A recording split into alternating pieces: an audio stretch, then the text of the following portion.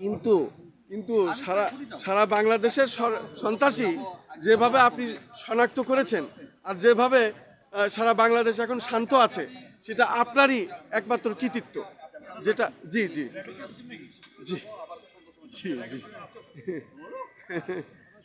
জি জি জি শুল্কপা প্রপারেন।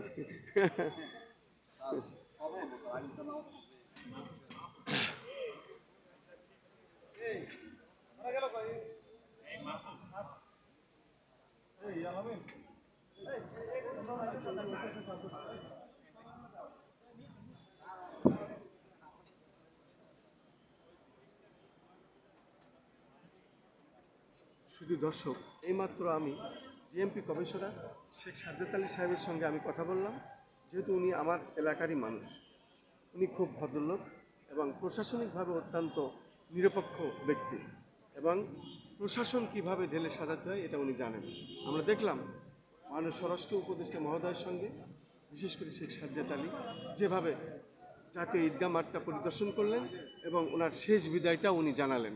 আমি খন্দকার মাসুদুজ্জামান, ধারাবাহিকভাবে আমাদের যে কাজগুলি আমরা করে থাকি ঠিক তার ধারাবাহিকতায় আজও আমরা এই কাজটি করে যাচ্ছি। এবং আমরা দেখতে পাচ্ছি এখানে জাতীয় ঈদগাহে প্রাথমিক স্বাস্থ্য সেবা কেন্দ্র থেকে শুরু করে এবং কন্ট্রোল রুম এখানে আছে, ব্যাটালিয়ান, অ্যাকশন ব্যাটালিয়ান। আমরা দেখতে পাচ্ছি বাংলাদেশের যারা মোটামুটি চৌকস যেসব অফিসার, তাদেরকে নিয়ে ঢেলে সাজানো হয়েছে এই চৌকস এই টিমটি।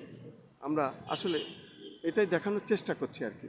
মূলত আজ বাদে কাল ঈদ, এবং সে কারণেই জাতীয় ঈদগাহ বিশেষভাবে পরিদর্শন করলেন। এবং আমরা দেখতে পাচ্ছি যে কুকুরগুলো প্রশিক্ষণপ্রাপ্ত, সেগুলো এখানে আনা হয়েছে, যেগুলো এখানে ব্যবহার হবে। এবং সারা ঢাকা এখন নিরাপত্তার চাদরে ঢাকা, সেটি আসলে মাননীয় স্বরাষ্ট্র উপদেষ্টা মহোদয় জাহাঙ্গীর আলম চৌধুরী সাহেব বলেছেন এখানে। আমরা সেটাই দেখতে পাচ্ছি মূলত। আর একদিন বাদই আগামীকালই ঈদ, এবং ঈদুল